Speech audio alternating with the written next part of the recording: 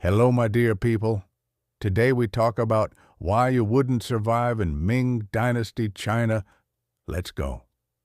Imagine waking up in another time, somewhere between the 14th and 17th centuries, in a quiet village in southern China. The air is thick with early morning mist, rooftops are tiled in muted gray, and the fields stretch out in neat rows like they were arranged by a perfectionist. You live in a house made of packed earth. There's no coffee, no shower, no idle scrolling. You wake up because the rooster crowed for the third time, and that means you're already late. In Ming China, even the air seems to follow a schedule. You're a peasant. You were born in this village. Your father was born in this village. So was his father. And none of you ever plan to leave, because the world isn't a maze of choices here. It's a chart. Everything has its place, and so do you. In the Ming Dynasty, everything revolves around order. Not order like tidy house, but cosmic, structured Confucian order. A world where every object, every person, every gesture has its role, and harmony means sticking to that role without deviation. Standing out isn't brave or creative, it's disruptive. The emperor is the son of heaven. You are part of the earth.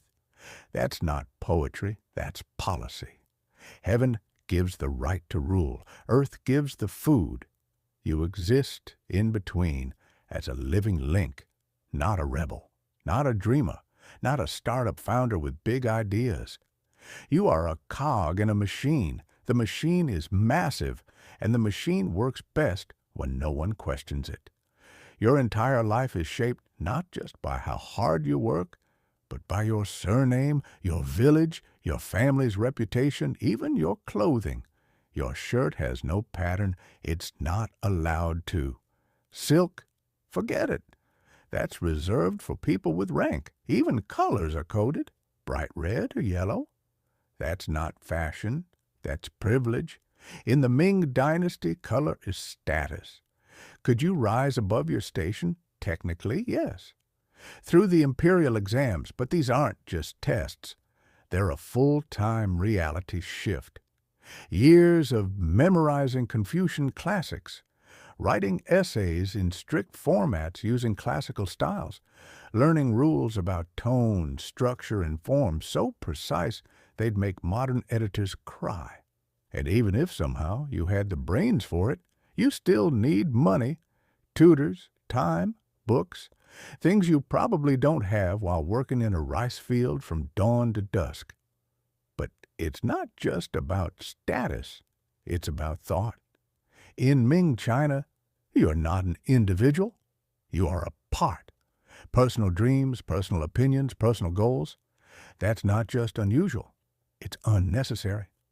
Your goal is to be a good son, a good brother, a good subject. That's it. That's everything. You eat your rice, you fix your plow. You pay your grain tax to the local official. You celebrate the new year with the same rituals your grandfather used. Your children will do the same. And this isn't a failure, it's harmony. Try to break from it and no one yells, no one argues. They simply stop speaking to you. They stop seeing you. You become a broken gear in a well-oiled clock. Quietly, invisibly, the system pushes you out. You wouldn't survive in Ming China not because it was too harsh, but because it was too settled. Everything was already known, already assigned. You knew who you were, what you could do, what you couldn't, where to walk, what to eat, what to wear. And everyone else knew it too. You weren't expected to find yourself. You were expected to be the version of yourself that was already decided. Now imagine you've returned to your village, still dreaming of something bigger, but without a title, without a rank, and now, without illusions. You still must live, and that means working the land, following the seasons like a calendar written in mud and rain. Agriculture in the Ming Dynasty isn't romantic. It's endless repetition. Rice doesn't care about your mood. The monsoon doesn't wait for your back to stop hurting. The tools are basic, the labor is shared, and the only way to survive is to blend in with the rhythm everyone else accepts without question. You wake with the sun, eat simply, work silently, and rest only when the sky dims. Your meals are mostly rice or millet, sometimes with pickled vegetables. Meat is rare, oil is precious, and the concept of variety barely exists. You don't choose meals, you ration them. And even food is social. You eat last if you're young, first if you're a father, and always in silence if an elder is present. Even your body doesn't quite belong to you. It is shaped by duty, worn down by use, expected to function, not complain. There's no self-care, no time to reflect, no space to ask if you're happy. In fact, the idea of happiness as a personal pursuit doesn't exist. Harmony is the goal, and harmony isn't found inside you. It's found in knowing your role and staying within it. And so you don't talk about feelings. You don't express your inner life. Emotions are private, quiet, held in place by a culture that values calm, restraint, and balance. Crying openly, shouting in anger, laughing too loudly, these are signs of disorder, not authenticity. Even friendship follows rules. You don't bare your soul to friends. You perform loyalty through gestures, gifts, rituals. Everything is codified, even affection. A good son kneels when his parents speak. A proper neighbor doesn't visit unannounced. A respectable man knows when to bow, how low, how long. Etiquette isn't decoration. It's the fabric of trust. And if you misunderstand it even once, you risk being quietly excluded. No dramatic confrontations, just polite distance, as if you were never there to begin with. Now let's talk about how you look. Not how you want to look, but how you're allowed to. In Ming China, clothing is not self-expression, it's regulation. What you wear is not just a matter of taste, it's a visible declaration of your status, your role, your limitations. Fabric is a language and you're expected to speak it fluently, without improvisation. Silk, reserved for the elite. Embroidery, limited by rank and function. Certain colors like bright yellow or rich purple are off limits entirely. They belong to imperial authority. If you wear them without permission, it's not bold, it's inappropriate, even suspicious. The law literally dictates what commoners may and may not wear. You might own a plain robe of coarse cotton or hemp, faded from work and sun. It's comfortable, sure, but never stylish. Fashion doesn't change here with the season or the trend. It changes when emperors do. And your wardrobe, like your social role, is expected to stay still. Hair, too, is part of this visual order. Men wear it long and tied in a top knot or under a cloth cap. Neat, correct, ceremonial. Shaving your head or cutting your hair short would be shocking, a statement against your ancestors. That's because hair is a gift from your parents. To alter it is to dishonor them. And in a world where filial piety is the backbone of moral life, such a gesture is more than rebellion. It's moral failure. Women, meanwhile, wear their hair in complex styles, once married, often pinned with wooden or bone hairpieces. The way a woman dresses her hair tells others not just who she is, but whom she belongs to. Her husband's household, his name, his honor. There is no room for personal style here, no pierced ears unless tradition allows, no dyed hair, no tattoos, no slogans on your shirt. To dress creatively is not just strange, it's disorderly. And disorder doesn't provoke conversation here, it provokes silence, distance, and quiet judgment. You wouldn't be scolded. You'd be slowly erased from respectability.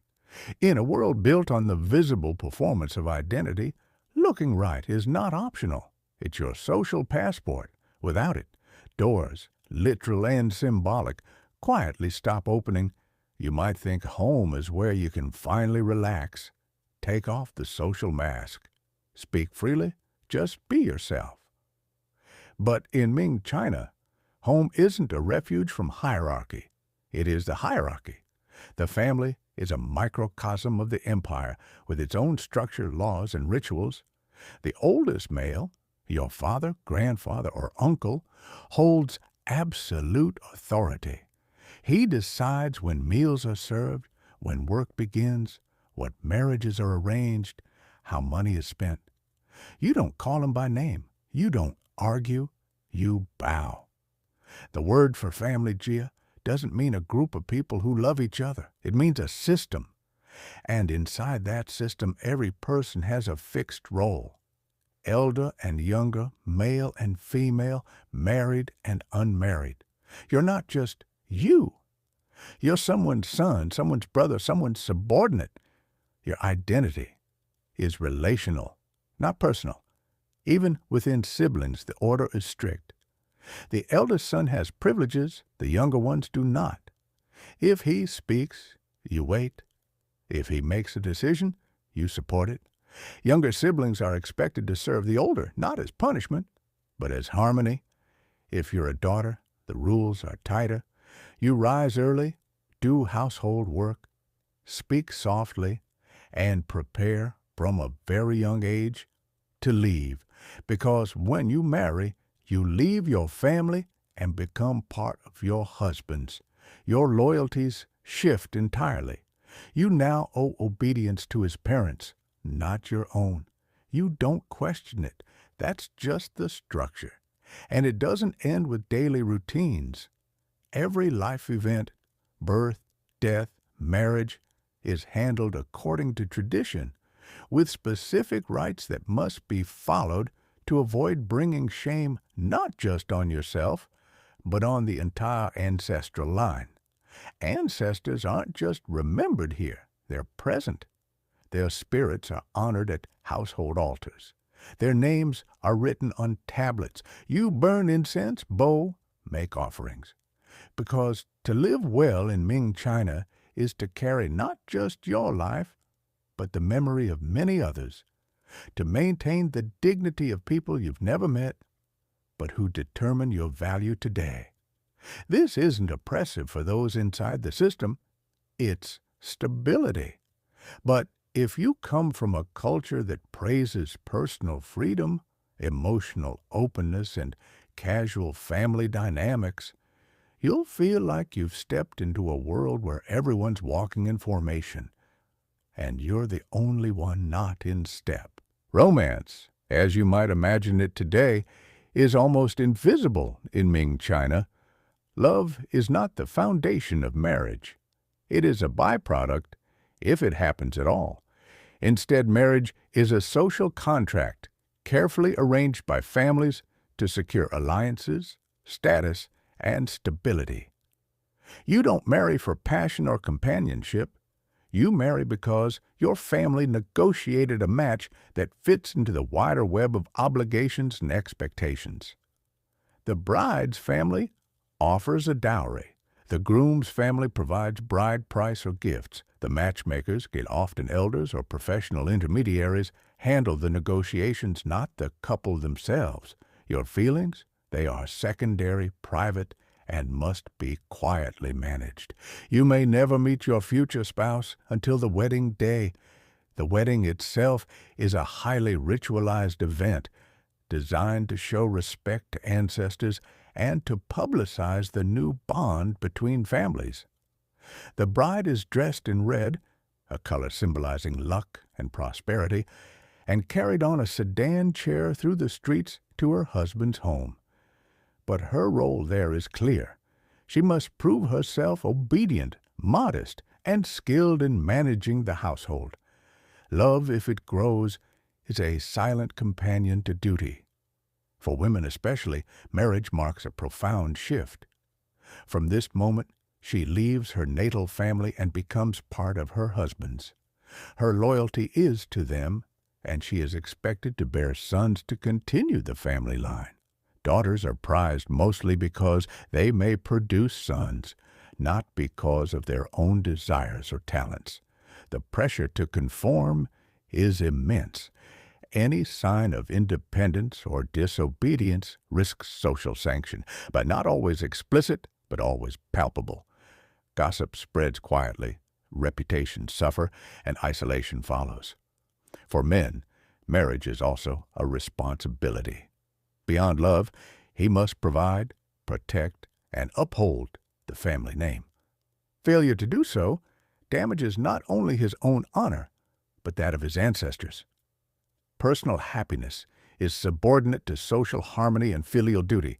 In this tightly woven fabric of obligations, the idea of marrying for love feels alien. Your heart must follow your family's script. You wouldn't survive long here if you tried to rewrite it. Education in Ming China was more than just preparing for the imperial exams.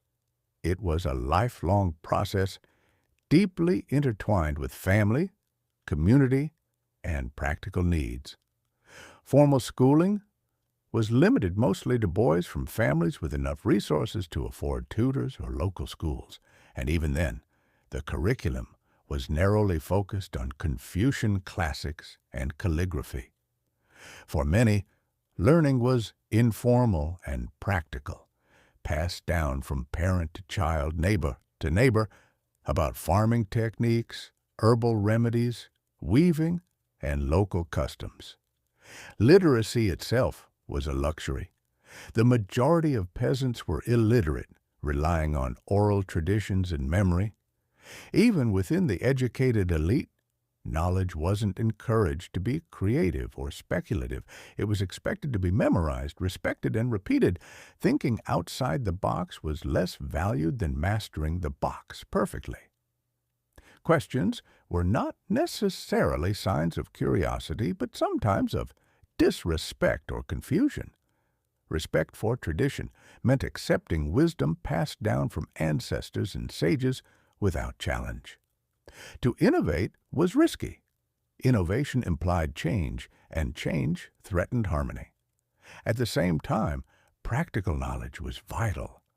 You had to know when to plant rice, how to predict weather from the clouds, which herbs could soothe a fever, and how to maintain tools. These skills weren't learned in classrooms, but through observation and practice. Your elders taught you quietly, watching as you worked, correcting mistakes without grand lessons. It was a slow, immersive apprenticeship with no diplomas or certificates, only survival.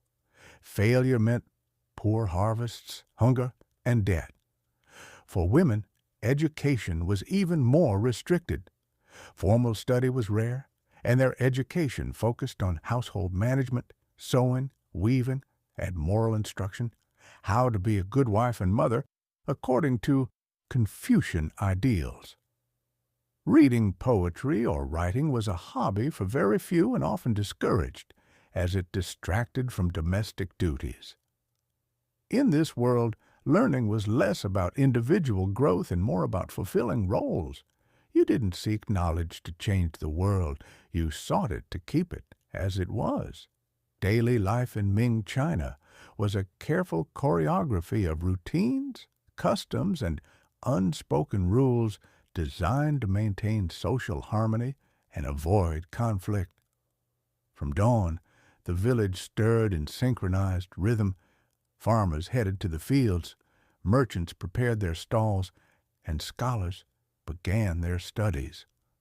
The day was divided by activities prescribed not only by necessity but by tradition.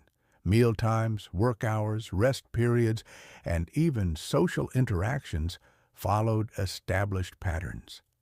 Greetings were formal and laden with respect. A slight bow, a polite phrase, the exchange of compliments about health or family were not casual, but essential social lubricants. Silence was often valued over speech, especially in public, where too much talking could be seen as frivolous or disrespectful. Noise was controlled, laughter was muted, complaints were whispered.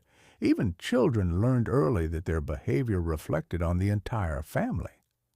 Public spaces had their own codes, markets bustled, but were governed by fairness and respect.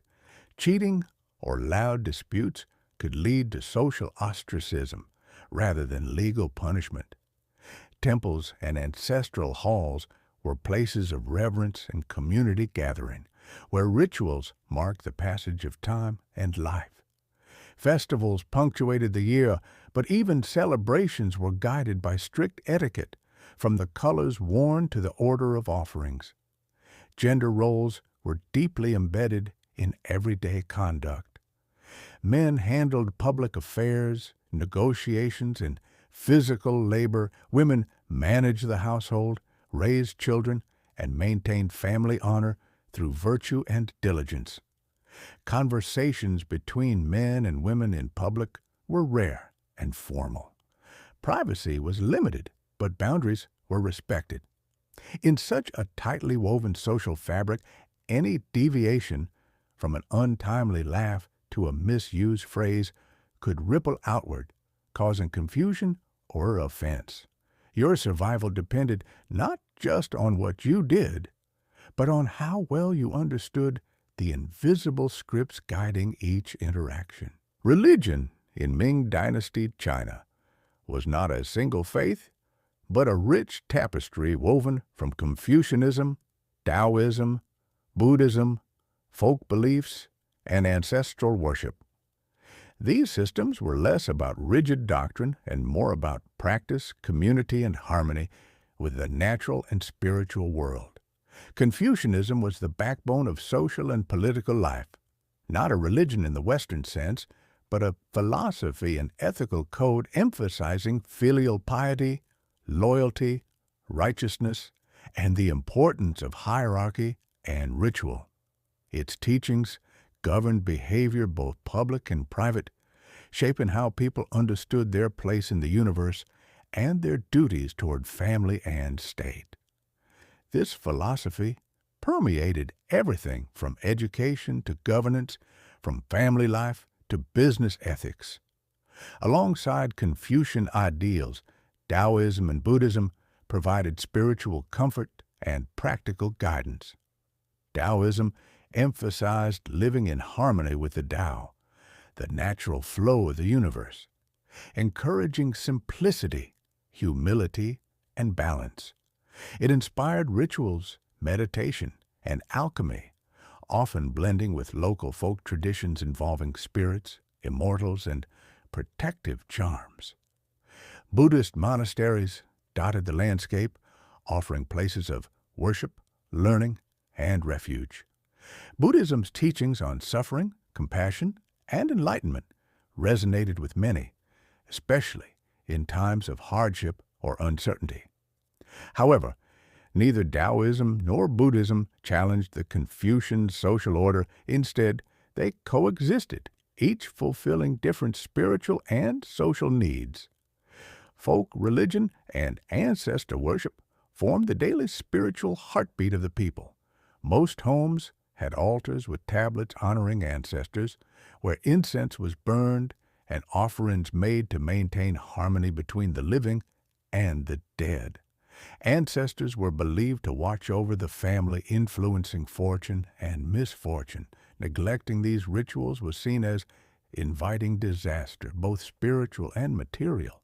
Festivals like the Qingming, Tomb Sweeping Day, reinforced these ties, with families traveling to grave sites to clean, pray, and feast in honor of their forebears. These practices anchored people in a continuous chain of life, death, and renewal. Superstition and practical magic were also woven into everyday belief. Feng Shui principles guided the design of homes, graves, and towns to harmonize with spiritual forces and bring prosperity. Talismans and charms protected against evil spirits, illness, and bad luck. Divination through methods like the I Ching or reading cracks in turtle shells, helped people make decisions, large and small. The spiritual world was close, immediate, and deeply influential, blending seamlessly with the material. Importantly, religion was never a solitary experience. It was embedded in community rituals, festivals, temple visits, and family ceremonies. It shaped identity and belonging as much as it did individual faith. For a foreigner or a modern person, this integrated worldview can feel overwhelming or mystifying. The lines between everyday life and the sacred are blurred, and spiritual practice is a constant, often invisible thread running through every action and decision. You wouldn't survive in Ming China if you dismissed these beliefs as mere superstition or failed to respect their role in social order. Religion here was less about private belief and more about public harmony and the invisible ties that held society together. Law and governance in Ming Dynasty China formed a vast, intricate system designed to maintain order, hierarchy, and the emperor's authority over an immense and diverse population. At the top stood the emperor, regarded as the Son of Heaven, whose mandate to rule was both divine and absolute. His authority permeated every level of society, enforced through a bureaucracy renowned for its complexity and strictness. The emperor was not just a political figure, but a cosmic pivot, ensuring balance between heaven, earth, and humanity. His decrees were law, and obedience was expected without question.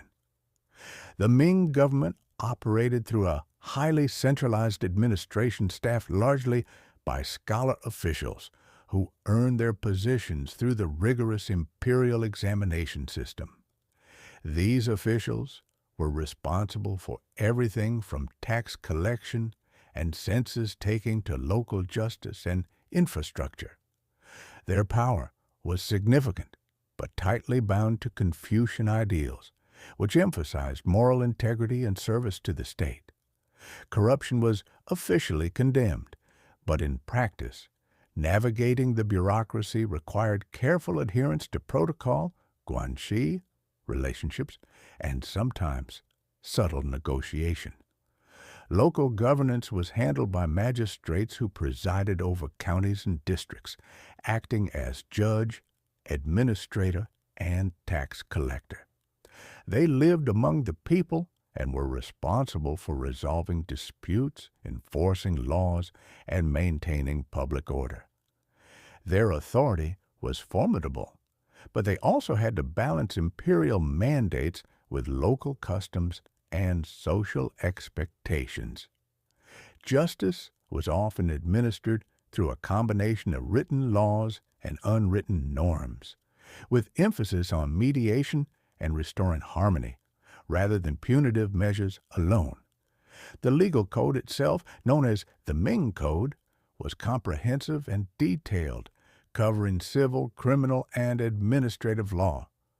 Punishments were harsh by modern standards, including various forms of corporal punishment and exile, but the system also stressed confession, repentance, and rehabilitation. Laws were gendered and hierarchical. The rights and responsibilities of nobles, officials, peasants, women, and merchants differed markedly, reflecting the stratified nature of society. One crucial aspect of governance was the role of family and community in law enforcement. The collective responsibility system meant that families or villages could be held accountable for the crimes of their members, incentivizing social control from within. This system reinforced social cohesion, but could also be harsh and unforgiving for individuals caught in webs of collective blame. For a modern person, the Ming legal and governmental world might feel suffocating or labyrinthine.